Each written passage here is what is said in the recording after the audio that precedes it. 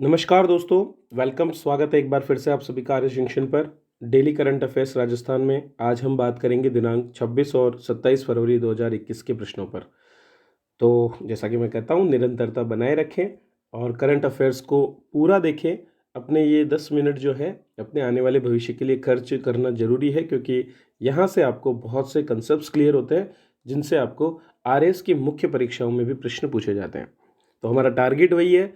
हम शुरुआत में भी उसी पर टारगेटेड थे और अब भी उसी पर है, और उसी के समकक्ष एग्जाम्स की तैयारी हम करवाते हैं। तो आप भी बने रहें लगातार। चलिए तो शुरुआत करते हैं और पहला प्रश्न आज का देखते हैं।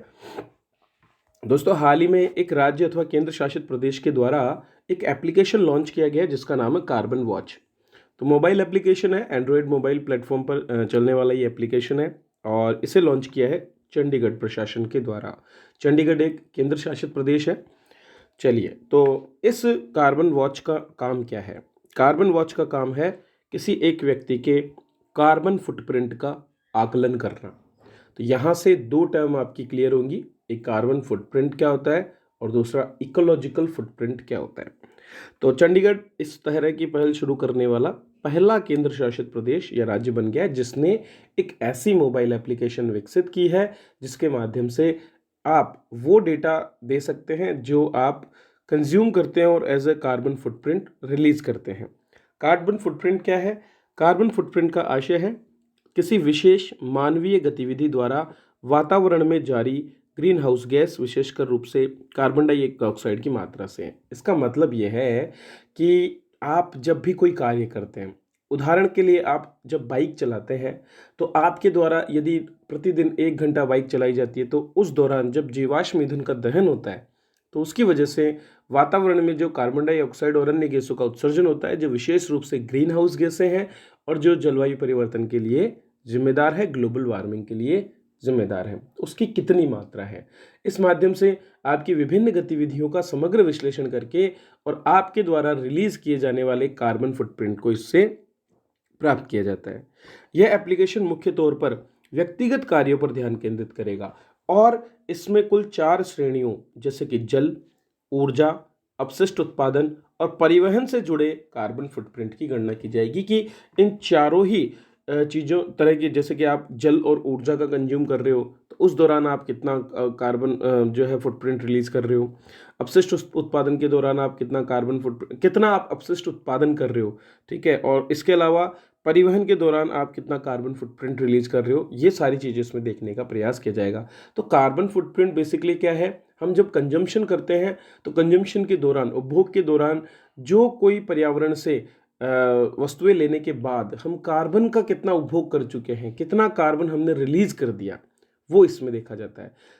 चलिए, क्योंकि ज़्यादातर जीवाश्म ईंधन जो है वो कार्बन पर ही आधारित होता है। अगर हम पेट्रोल की बात करें तो मीथेन का मेन उसमें सोर्स है।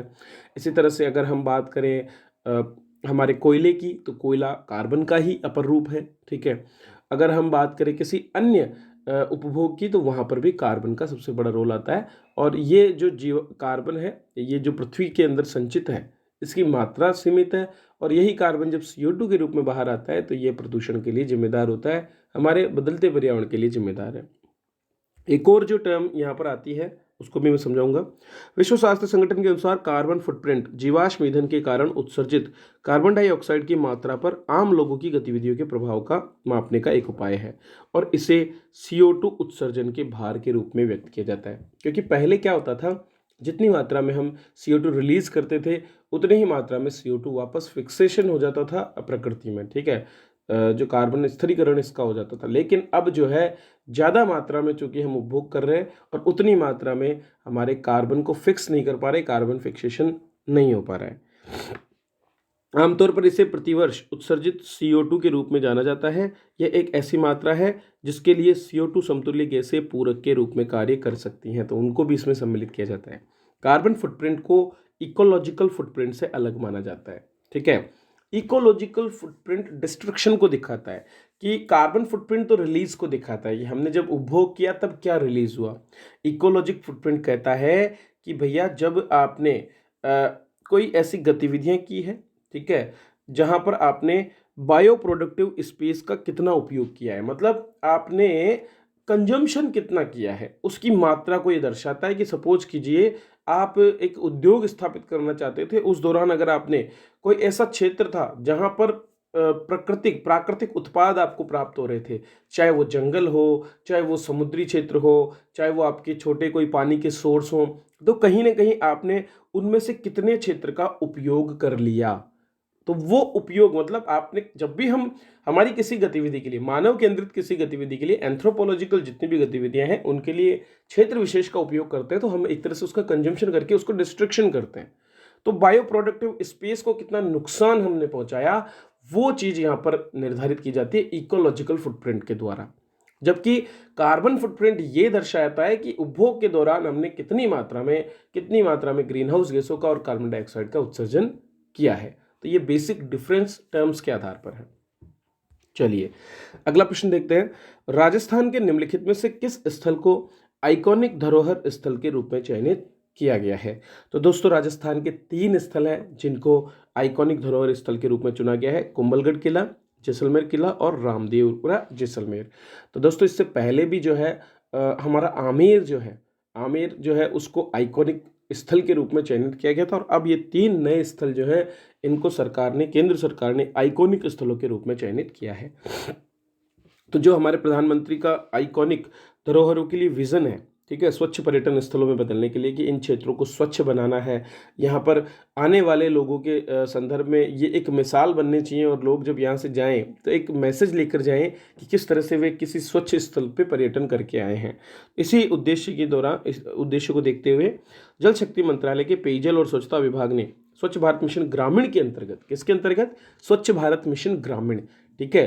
तो ये जो स्वच्छ भारत मिशन ग्रामीण है, इसमें स्वच्छ आइकॉनिक स्थलों के चौथे चरण में 12 आइकॉनिक स्थलों की घोषणा की, जिनमें अजंता गुफाएं महाराष्ट्र, सांची स्तूप मध्य प्रदेश, कुंभलगढ़ किला राजस्थान, इसके पश्चात आपका जैसलमेर किला राजस्थान, रामदेवरा जैसलमेर राजस्थान, गोलकुंडा फोर्ट जो कि हैदराबाद में है, कोणार्क का सूर्य मंदिर, रॉक गार्डन चंडीगढ़, डल झील श्रीनगर, बांके बिहारी मंदिर मथुरा, आगरा का किला उत्तर प्रदेश और कालीघाट मंदिर पश्चिम बंगाल सम्मिलित है। इन सभी स्थानों को अब आइकॉनिक धरोहर स्थल के रूप में डेवलप किया जाएगा। योजना में क्या किया जाता है? योजना में न केवल इन स्थलों को बल्कि इनके आसपास का जो कंप्लीट एरिया है वहाँ पर भी स्वच्छता और सफाई के सबसे बेहतरीन मानक स्थापित करने का प्रयास किया जाता है। इससे क्या होता है, जो भी पर्यटक आते हैं उनको बेहतर वातावरण मिलता है, और इसके साथ साथ देश की छवि भी जो है बाहरी लोगों तक अच्छी पहुँचती है। स्वच्छ आइकॉनिक स्तर योजना का उद्देश्य इन स्थानों पर स्वच्छता और साफ सफाई के उच्चतम मानक को, अर्थात सबसे बेहतरीन, जैसे विश्व में हम पर्यटन स्थल देखते हैं वैसे ही पर्यटन स्थल बनाने की बात इसमें की जाती है। चलिए आगे बढ़ते हैं। आगे बढ़ने से पहले दोस्तों कंप्लीट कोर्स पेपर 1 के लिए हिंदी का, ठीक है, एसआई पेपर के लिए मैं तैयार करवा रहा हूँ, और डिटेल्ड क्लासेस हमारी वहाँ पर हो रही हैं, जिसमें आपको पीडीएफ अवेलेबल कराई जाती है A4 साइट में, जिनको आप प्रिंट कर सकते हैं, और इसके साथ साथ आपको जो है इसमें बहुत से एमसीक्यू क्विज और टेस्ट भी करवाए जाएंगे। तो कंप्लीट आप अपनी तैयारी कर सकते हैं और हिंदी में अपने आप को सबसे बेहतर बना सकते हैं। आरएस मुख्य परीक्षा में हिंदी का बहुत बड़ा योगदान है, तो ये कोर्स आपके लिए बराबर वहाँ पर भी लाभदायक होगा, क्योंकि इससे आपकी समग्र तैयारी जो हिंदी की है वो हो जाएगी। तो अगर आप एसआई का एग्ज़ाम दे रहे हैं और आप पहले कभी आपने ये हिंदी नहीं पढ़ा है, तो आप चाहे तो इस कोर्स को ज्वाइन कर सकते हैं आरएस जंक्शन ऐप पर। चलिए आगे बढ़ते हैं। संयुक्त राष्ट्र सद्भावना राजदूत के रूप में नियुक्त नतालिया वोडियानोवा किस देश की सुपर मॉडल है? तो रूस की जो एक मॉडल है, सुपर मॉडल जिनको कहा जाता है, उनको जो है संयुक्त राष्ट्र ने सद्भावना राजदूत अर्थात गुडविल एम्बेसडर जो है वो नियुक्त किया है। तो ये एक सुपर मॉडल है और एक परोपकारी व्यक्तित्व भी है, जिन्होंने महिलाओं और लड़कियों के यौन और प्रजनन अधिकारों को बढ़ावा देने के लिए जिन्हें as a goodwill ambassador of United Nations नियुक्त किया गया है। दोस्तों लगातार इसमें क्या होता है कि जो बहुत से महिलाएं हैं या जो ऐसे प्रतिष्ठित छवि वाले व्यक्तित्व हैं, उनको ही ज़्यादातर इसमें नियुक्त किया जाता है। जैसे कि पिछले साल दिया मिर्जा जो है, उनको भारत में गुडविल एम्बेसडर नियुक्त किया गया था यूनाइटेड नेशंस का, ठीक है। तो यहाँ पर इसलिए किया जाता है क्योंकि इनके बहुत से फॉलोवर्स होते हैं, लोग इनकी बातों को सुनते हैं, इनको आदर्श माना जाता है, इसी चीज़ का लाभ यहाँ पर लिया जाता है। यह वह यूएन पॉपुलेशन फंड की प्रचारक बनेंगी। यूएन पॉपुलेशन फंड को वर्तमान में यौन और प्रजनन स्वास्थ्य एजेंसी के नाम से भी जाना जाता है। ठीक है। नतालिया को सुपरनोवा कहा जाता है और उन्होंने नेकेड हार्ट फाउंडेशन की संस्थापना की है, जो एक परोपकारी संगठन है और विशेष जरूरत वाले बच्चे और उनके परिवारों को मदद करता है। तो इसीलिए इनके कार्यों को देखते हुए और इनकी प्रसिद्धि को देखते हुए इन्हें गुडविल एम्बेसडर के रूप में नियुक्त किया गया है। भारतीय स्पिनर रविचंद्रन अश्विन बेहतरीन खिलाड़ी हैं और इन्होंने हाल ही में अपने 400 टेस्ट विकेट पूरे किए हैं 77वें टेस्ट मैच में। इसी के साथ ये अपने 400 टेस्ट मैच विकेट पूरे करने वाले दुनिया के दूसरे तेज गेंदबाज बन गए हैं। ठीक है। तो भारतीय ऑफ स्पिनर रविचंद्रन अश्विन ने टेस्ट करियर के 400 विकेट पूरे कर लिए हैं और अहमदाबाद में खेले गए 77वें डे नाइट टेस्ट मैच में उन्होंने ये उपलब्धि हासिल की। इस मैच में उन्होंने 7 विकेट लिए। अश्विन सबसे ज़्यादा विकेट लेने वाले नंबर 1 एक्टिव स्पिनर बन गए। मतलब अभी आज की तारीख में जो सबसे ज़्यादा विकेट लेने वाला स्पिनर है तो वो यही है, बाकी सब रिटायर हो चुके हैं। इस मामले में उन्होंने ऑस्ट्रेलियाई स्पिनर नॉर्थन लियोन को पीछे छोड़ा। मुथैया मुरलीधरन टॉप पर हैं ठीक है, और 72वें टेस्ट मैच में उन्होंने 400 विकेट पूरे किए थे। तो उनसे 5 मैच बाद में इन्होंने ये विकेट पूरे किए हैं। इससे पहले भारत में जो 400 टेस्ट विकेट लेने का सबसे तेज रिकॉर्ड था वो पूर्व लेग स्पिनर अनिल कुंबले के नाम था, जिन्होंने 85वें टेस्ट में 400 विकेट पूरे किए थे।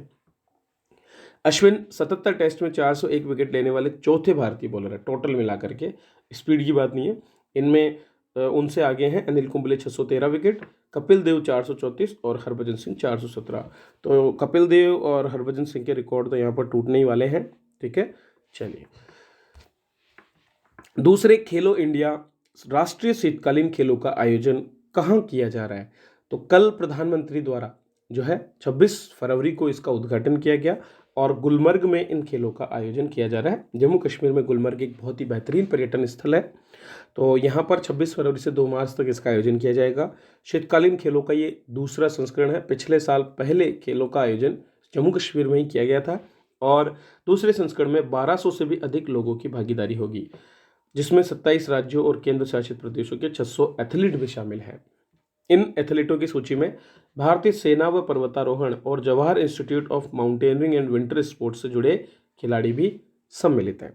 इस प्रतियोगिता में sprint, speed skating, ice hockey, figure skating, ice stock और तमाम सभी प्रकार के सर्दियों में खेले जाने वाले, बर्फ में खेले जाने वाले खेल सम्मिलित हैं।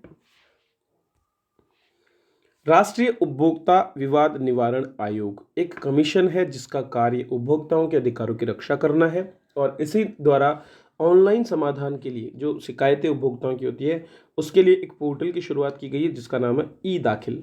ई दाखिल नाम के पोर्टल जो है 7 सितंबर 2020 को ही शुरू कर दिया गया था। ठीक है। और अब तक इस पोर्टल को 15 राज्य और केंद्र शासित प्रदेशों में शुरू कर दिया गया है। इस पोर्टल के माध्यम से कोई भी उपभोक्ता जो है उसको बिना किसी कार्यालय के चक्कर काटे अपने घर बैठे ऑनलाइन अपनी शिकायत करने का मौका मिलता है। तो edakhil.nic.in नामक एक पोर्टल है जहां से कोई भी कस्टमर जो इन 15 राज्यों और केंद्र शासित प्रदेशों का है वो अपनी शिकायत दर्ज कर सकता है। अब तक एनसीडीसीआरसी, राज्यों के आयोग और जिला आयोगों को मिलाकर कुल 444 स्थानों को इसके अंतर्गत लाया गया है। दिल्ली पहला ऐसा राज्य था जहां 8 सितंबर 2020 को इसे शुरू किया गया। बाद में महाराष्ट्र, अंडमान निकोबार, बिहार, छत्तीसगढ़, झारखंड, गुजरात, चंडीगढ़, आंध्र प्रदेश, उड़ीसा, उत्तर प्रदेश, मध्य प्रदेश, पंजाब, कर्नाटक और हरियाणा ने भी अपने अपने राज्यों में ई फाइलिंग के लिए ई दाखिल पोर्टल से अपने आप को जोड़ा है। दोस्तों, एक अधिनियम आया था उपभोक्ता संरक्षण अधिनियम 2019। 1986 का जो हमारा अधिनियम था उसमें ये बदलाव करता है और इसके माध्यम से इसे जब 20 जुलाई 2020 को लागू किया गया तो उसके साथ ही इसमें प्रावधान था कि एक ऐसा पोर्टल विकसित किया जाए जिससे हमारे जितने भी उपभोक्ता हैं उनको अपने अधिकारों की रक्षा हेतु ऑनलाइन समाधान का पोर्टल मिल सके। तो यही इन्होंने किया और उपभोक्ता शिकायतों को ऑनलाइन माध्यम से दर्ज कराने के लिए NIC अर्थात नेशनल इंफॉर्मेटिक्स सेंटर द्वारा edakhil.nic.in पोर्टल विकसित किया गया। इस माध्यम से ई नोटिस, दस्तावेजों को डाउनलोड करने के लिए लिंक, वीडियो कॉन्फ्रेंस के माध्यम से सुनवाई के लिए VC लिंक, विपरीत पक्ष द्वारा लिखित जवाब दाखिल करने की सुविधा और SMS ईमेल अलर्ट जैसी सुविधाएं सम्मिलित है जो अब ग्राहकों को और अधिक मजबूत करती है और किसी भी तरह की मिलावटखोरी और किसी भी तरह की ग्राहकों को होने वाले जो नुकसान है उनसे उनका बचाव भी करती है। तो ये हैं दोस्तों RS जंक्शन के करंट अफेयर्स जो आपके लिए लाए जाते हैं, एक एक कोने से ढूंढ करके बेहतरीन करंट अफेयर्स को यहाँ छाटा जाता है ताकि आपको मिले सबसे अच्छा मैटर जो आपकी परीक्षा में मदद करे। तो अपना सहयोग बरकरार रखें, इन वीडियो को लाइक करके शेयर जरूर करते रहें और बने रहें हमारे साथ। सब्सक्राइब करें चैनल को, जुड़े हमारे कोर्सेज के साथ जो आपके एप्लीकेशन पे अवेलेबल है और इनका PDF जो है कंप्लीट वार्षिकांक आपके लिए अवेलेबल है हमारी एप्लीकेशन पर। तो गुलदस्ता वार्षिकांक को आज ही परचेज करें जो कि आपको मात्र 99 रुपये में है, जिसमें 1500 से भी ज़्यादा आपके टॉपिक्स कवर हैं, न केवल करंट के बल्कि उसके साथ साथ विभिन्न आपकी RS जैसी परीक्षा में पूछे जाने वाले विषयों से जुड़े। चलिए, धन्यवाद।